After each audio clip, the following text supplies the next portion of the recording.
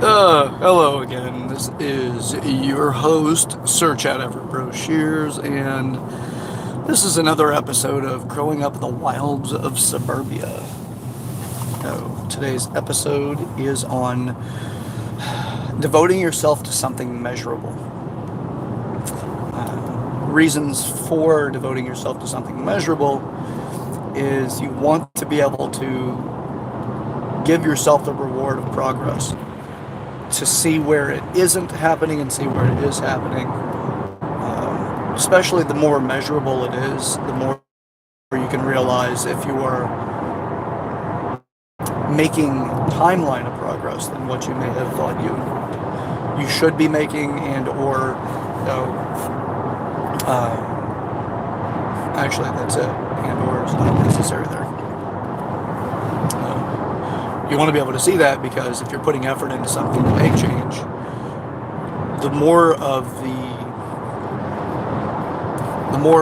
pieces that you've worked with in the past that line up with specific outcomes that you can measure, the more you realize there's patterns to everything that we get involved with. And if you can identify the patterns, you can see your success model, if it's going to be successful or not. And there's a lot of transferable patterns that we have specific opportunities to see. That we have the opportunities to see, and our ability to navigate those in such a way that we can graft them onto other things. So when you try something that you're completely unfamiliar with, there will be, the more you have identified previous success patterns, the more likely you are to identify where whatever you're doing currently that is less familiar with for you, you can actually see that there is previous pattern, or there's other patterns in it that do line up with what you have previously done. So the longer you're practicing this with this type of viewpoint, the more likely you are to continuously see more things that are in the process of whatever your new goal is or the new activity, how there is something similar to a previous event that you can give measurable progress to. So devote yourself to something measurable. You want to be able to measure as best as possible success, as without having an awareness to progress is more likely to either demotivate you, and more likely to the process. So there's a lot of values to it. But just devote yourself to something measurable regularly. We can use, again, like the physical body as an example. It's pretty simple to think of how to actually, like, if you devote yourself to a specific behavior over time, you see change in the body. And change in the body becomes incredibly identifiable and measurable because you literally measure it. You can get on the scale to see change. You can do body fat scans. You can take inches as measurements. You can let your clothing show you your feedback from other people when they say, hey, you look like you're changing, you're losing weight, you're building muscle, or something along those lines.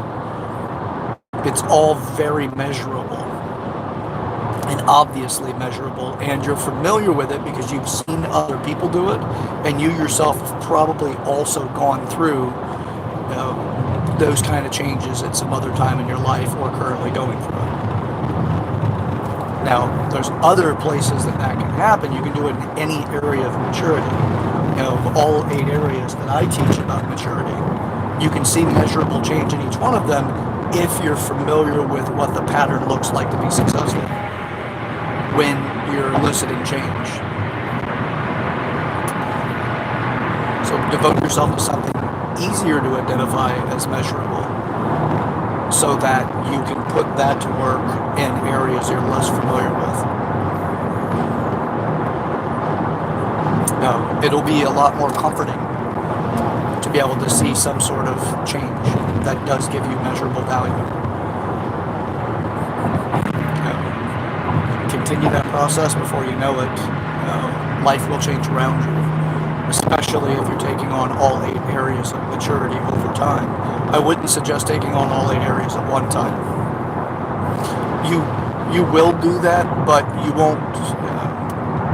In my experience, it is overwhelming to try to take on more than 2.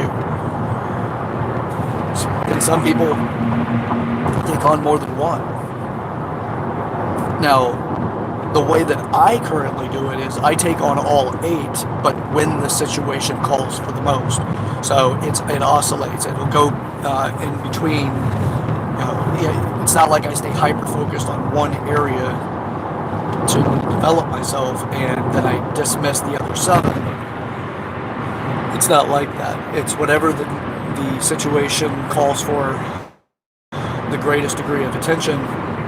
That's where my devotion to change shows up.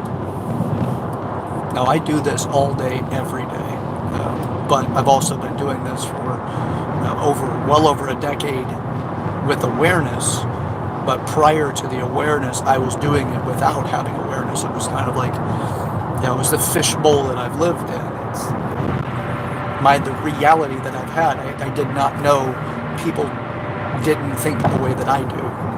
I assumed that everyone thought the way that I did at a younger stage of my life, although identifying specific cues that people didn't think as I do. I'm not saying as I think I'm the only person on the planet that thinks this way.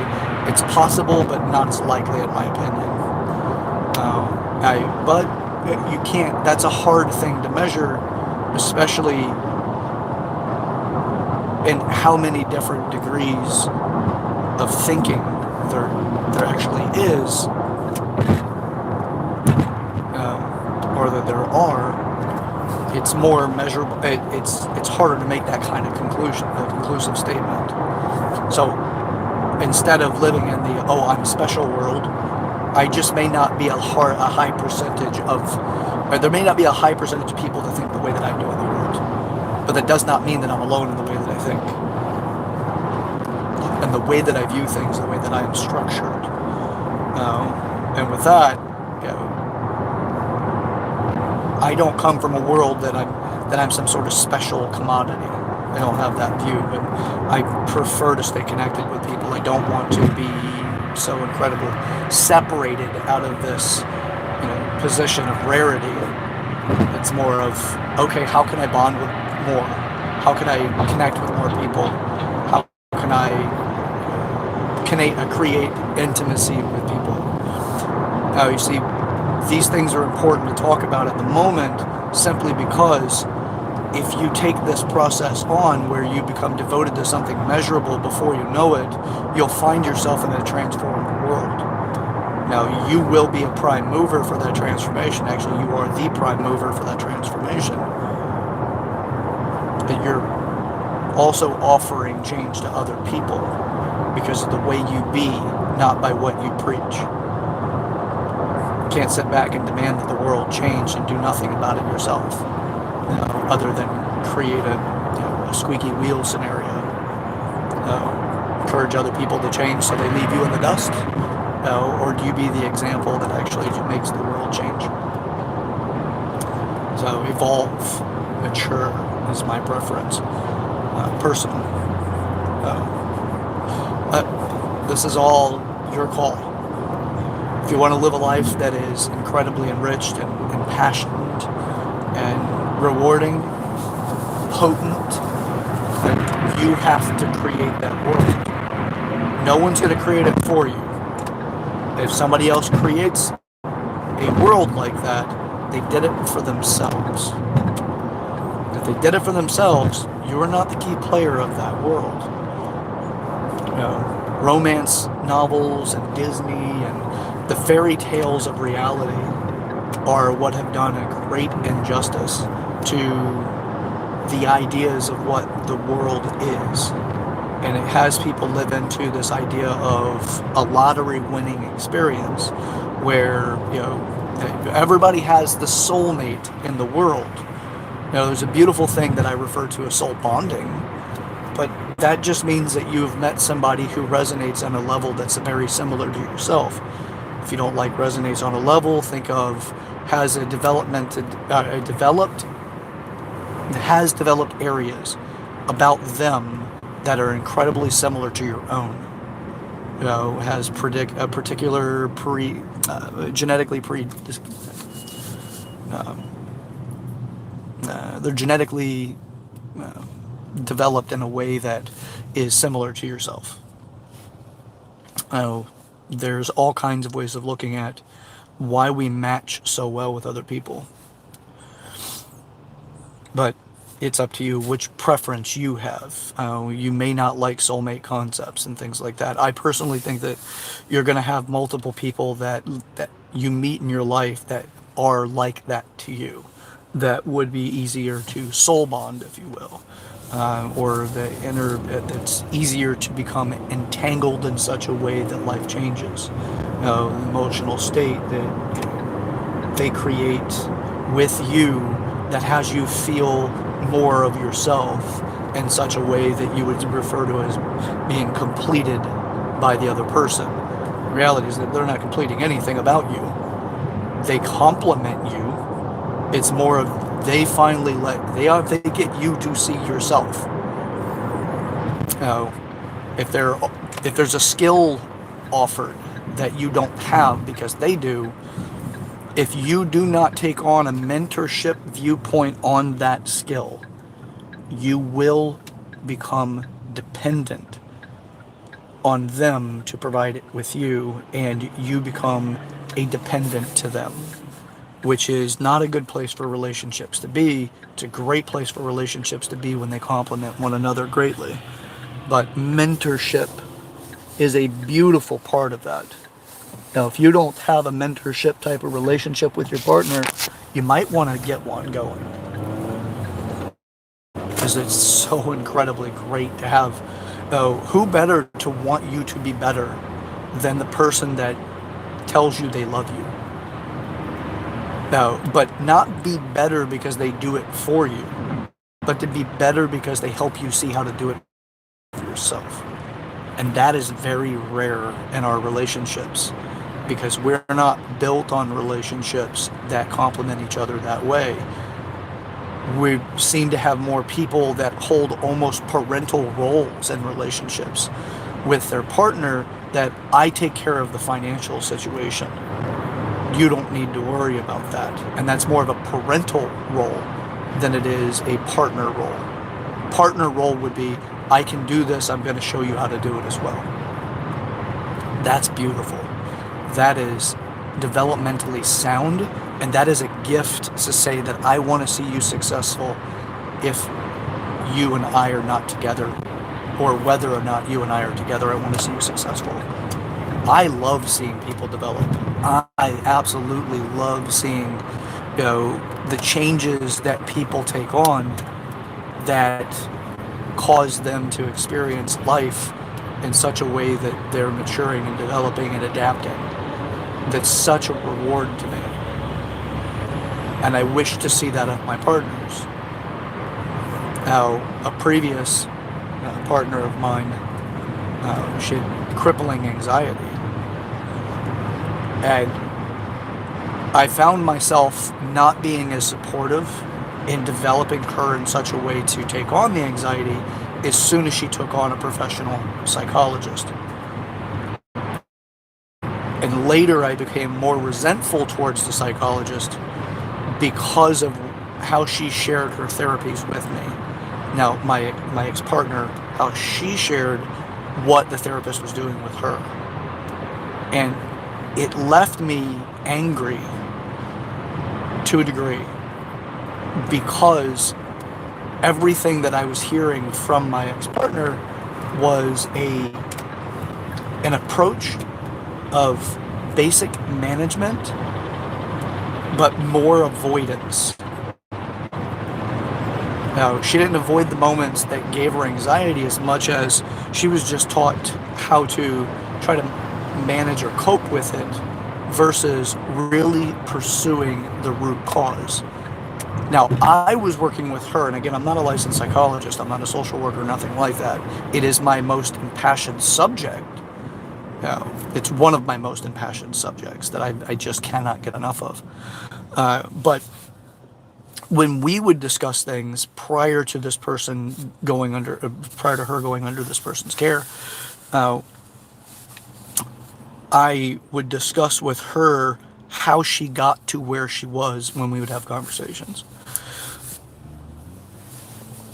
We would discuss, what specifically, like what her thoughts were, how she felt about what her thoughts were, and then, you know, where her fears were, uh, where she feels that this particular thought may have been born, like its origin, ultimately whatever she was going through, what did it say about her.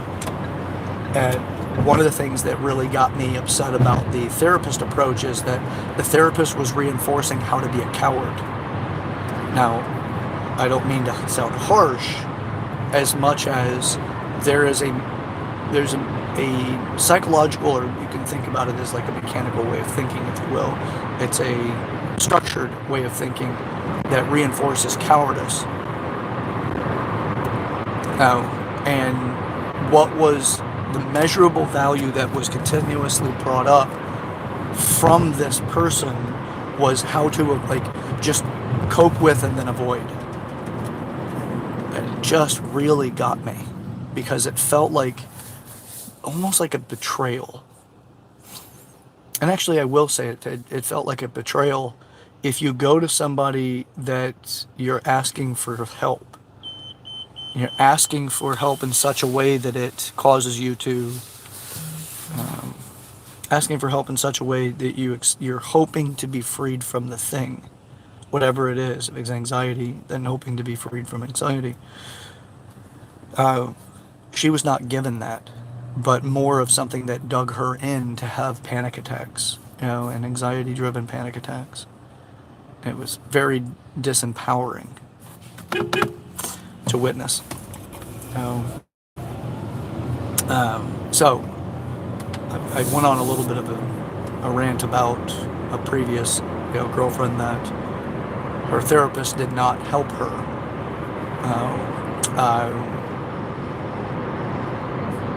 Again, I know I am not a licensed therapist. I have studied the field, but I would say that there are definitely other methods that can be incredibly effective. I myself have overcome anxiety. I've overcome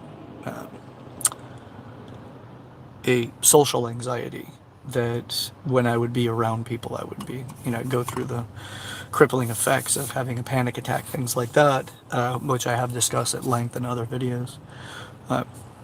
As far as the intention for this video is, if you take on something that's measurable, you can make big changes over time. You can take whatever it is that you've made measurable change with and identify specific traits and skills that you used in order to develop or to make change. And then you can graph that into new scenarios. Now, had that actually been something that I witnessed that this therapist was doing with my previous partner, then I would have been more satisfied with the changes that she was working through. Now, this I witnessed well over a year's worth of therapy that she went through, and saw no marked change. If anything, I had to offer my own supportive methods when she was going through her anxiety challenges. And that was part of where I felt resentful. I remember one time being in a scenario or a situation where it was just out of nowhere she got hit with anxiety, and then I had to, sit and, I had to just be with her. And I remember feeling so incredibly angry at her therapist. Is that what she was explaining to me she was going through at that very moment was something that, in my mind, she should have been very capable of dealing with, because of what the trigger was, and really what the trigger did to her was incredibly minuscule overall, in my opinion, of what a therapist should be able to help give their patient to deal with. Now, this person, the therapist, was highly recommended for teachers, and she worked with someone else that my ex partner was well acquainted with. So she came with a high recommendation. Still, again, very upsetting for me to actually see somebody who is entrusted with somebody to develop them, because that's what a psychologist typically does, is develop their patient into being a little more adapted to dealing with whatever is throwing at them. Anyway, it's a gripe of mine, but this is a method that I've used to overcome many challenges in life. I have helped other people use this type of method in order to overcome many challenges as well. I hope that this is helpful for you. Again, this method is to just find something measurable that you can devote yourself to and bear witness to the changes that you create, so you can identify the patterns and the habits necessary to make those changes, the traits necessary, and then use that as a way of graphing those things onto other areas that you're not as familiar with change. All 8 areas of maturity are capable of being developed, absolutely. And you just have to put in the effort of it. First be aware of it, then put in effort. Use areas that you've developed in the past to model change in areas you're unfamiliar with. Simple. All right, that's it for today's episode. Again, my name is Sir Chad Everett Brochures. This is Growing Up in the Wilds of Suburbia. Let's make some things happen. Let's get up to something. This isn't always easy, but it's well worth it. If you want to see change, you've got to be the person that makes change. Don't wait for the person to show up in your life that changes your life. Be the person that changes your life and show up in other people's. All right, till next time. Again, this is Growing Up in the Wilds of Suburbia. Get up to something with me. All right, this is well worth it. We'll talk to you soon.